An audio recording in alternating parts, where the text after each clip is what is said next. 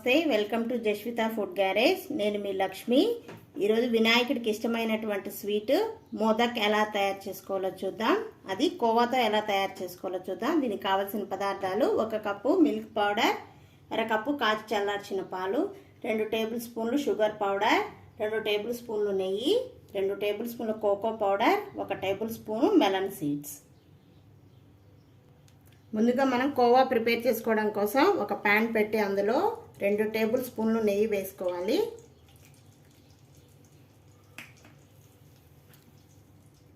అందులో కాచి చల్లార్చిన పాలను కూడా వేసి వేడి చేసుకోవాలి. పాలు కొంచెం వేడయ్యాక 1 కప్పు మిల్క్ పౌడర్ని కొంచెం కొంచెంగా వేసుకుంటూ గడ్డలు కట్టకుండా సన్నని మంట మీద వేడి చేసుకోవాలి.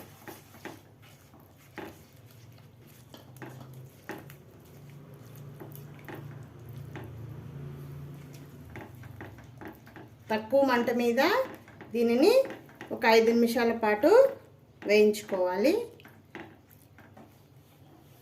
ఈ విధంగా ఒక 5 నిమిషాలు వేయించుకున్న తర్వాత కొంచెం ఈ పాల మిశ్రమం అనేది కొంచెం దగ్గర పడుతుంది.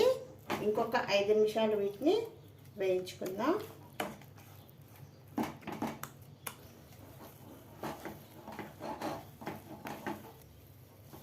దీన్ని ఈ విధంగా కలుపుతూనే ఉండాలి, లేదంటే అడుగు అంటుకొని మనకు కోవా అనేది స్మెల్ పాడైపోతుంది.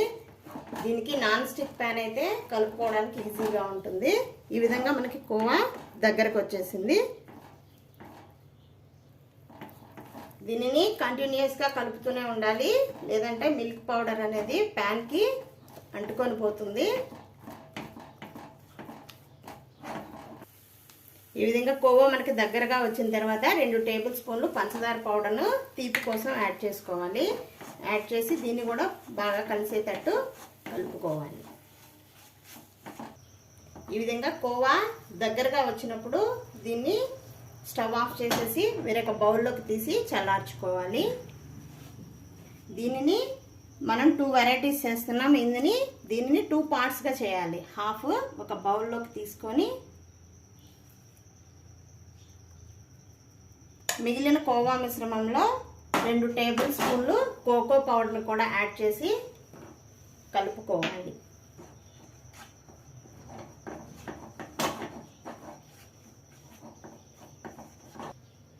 ఈ విధంగా దీన్ని కూడాను ఒక బౌల్లో వేసి చల్లార్చుకోవాలి.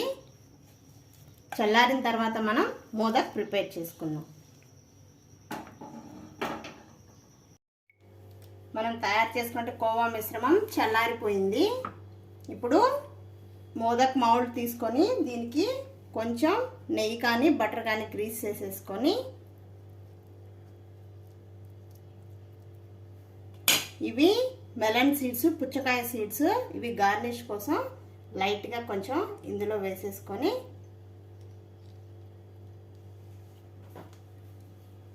మనం తయారు చేసుకుంటున్నటువంటి కోవా మిశ్రమాన్ని ముందు ఒక చిన్న బౌల్ లాగా చేసుకొని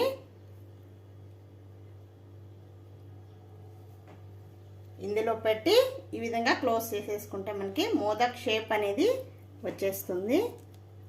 ఎక్సెస్ ఉంటే దాన్ని తీసేసుకోవాలి.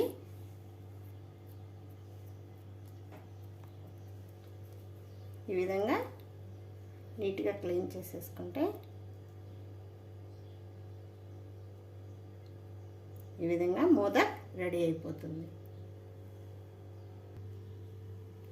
ఈ విధంగా మోదక్ రెడీ అయిపోయింది. అదేవిధంగా మిగతాయి కూడా రెడీ చేసేసుకుందాం. అదేవిధంగా మనం ఈ చాక్లెట్ అయిపోయింది, చాక్లెట్ ఫ్లేవర్. ఈ విధంగా అన్ని చాక్లెట్ ఫ్లేవర్ మోదక్స్ రెడీ చేసేసుకున్నాం. అదేవిధంగా ఈ వైట్ ఫ్లేవర్తో కూడా చేసేసుకుందాం. కొంచెం మెలన్ సీడ్స్ వేసుకొని దీన్ని ఒక చిన్న బాల్ లాగా చేసుకొని ఈ విధంగా ఇందులో పెట్టి ప్రెస్ చేసేసుకోవాలి. ఎక్సెస్ ఉండేది తీసేసుకుంటే మనకి కోవా మోదక్ రెడీ అయిపోతుంది.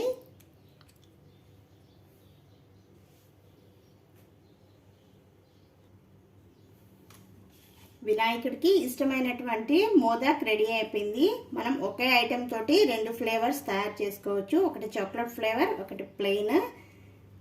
ఈ వీడియో ఎలా ఉందో మీ కమెంట్స్ ద్వారా తెలియజేయండి. నచ్చితే please like, share and subscribe my channel.